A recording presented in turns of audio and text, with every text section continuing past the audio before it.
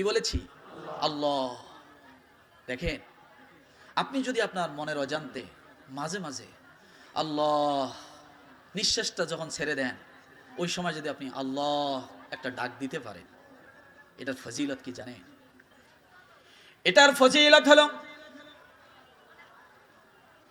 এক সাহাবী আল্লাহ নবীর পিছনে নামাজ পড়ার জন্য তারা হুড়া করে আসতেছেন। আসার পরে মসজিদের দরজায় যখন দাঁড়িয়েছেন, দাঁড়ানোর সঙ্গে সঙ্গে আল্লাহর বান্দা মসজিদের দিকে তাকায় দেখে জামাত শেষ। কি শেষ? জোরে বলেন। জামাত শেষ হয়ে গেছে। আল্লাহর বান্দা জামাত ধরার নিয়ত করে জোরে জোরে হেঁটে হেঁটে এসেছিলেন, কিন্তু জামাতটা ধরতে পারলেন না, শেষ হয়ে গেছে নামাজ।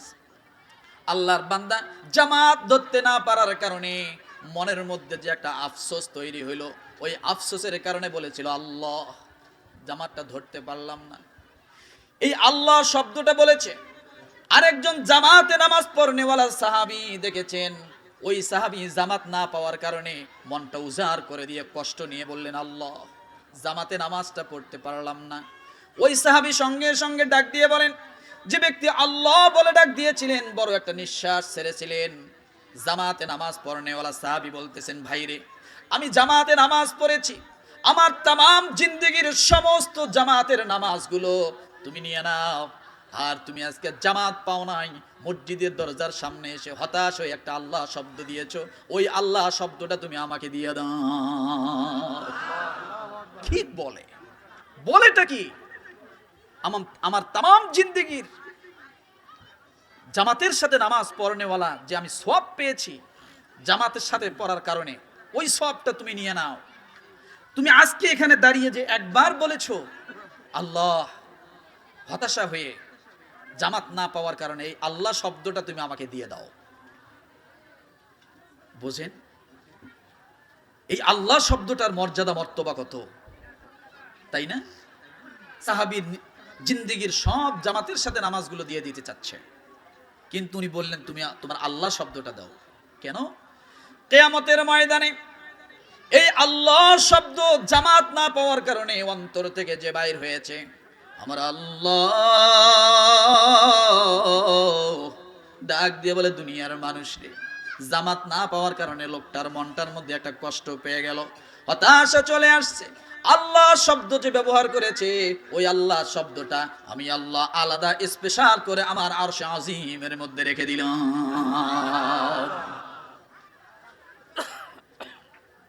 আল্লাহ একবার আল্লাহ শব্দ বললে 4000 নেকি হয়।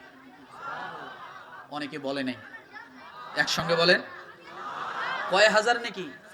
4000 নেকি, 4000 গুনাহ মাফ, 4000 মর্যাদা আল্লাহ বান্দার জন্য জান্নাতে বরাদ্দ করে দেয়।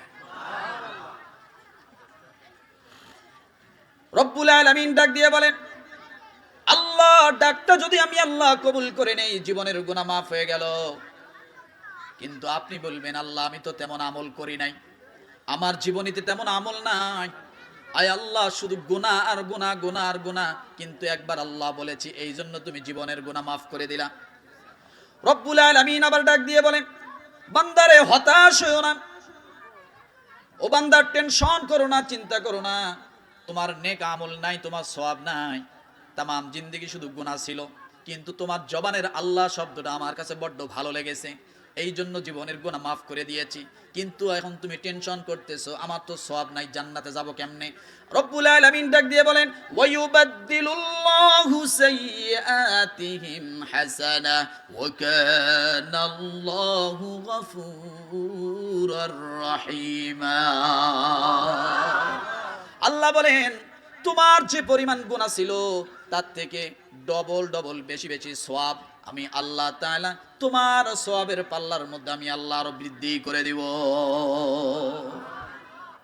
পারবো ইনশাআল্লাহ? জোরে বলে ইনশাআল্লাহ।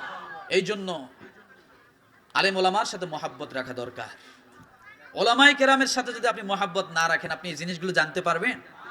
বলেন, এই জিনিসগুলো জানতে পারবেন না। কোরআনের সাথে সম্পর্ক রাখা দরকার। কোরআনের সাথে সম্পর্ক রাখলে লস না লাভ? জোরে বলে। কোরআনের সাথে সম্পর্ক রাখলে কেমন লাভ?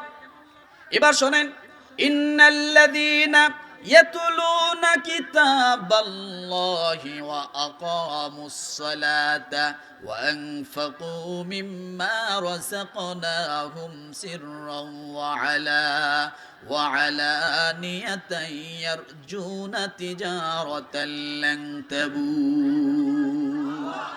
একসঙ্গে অনেকে বলে নাই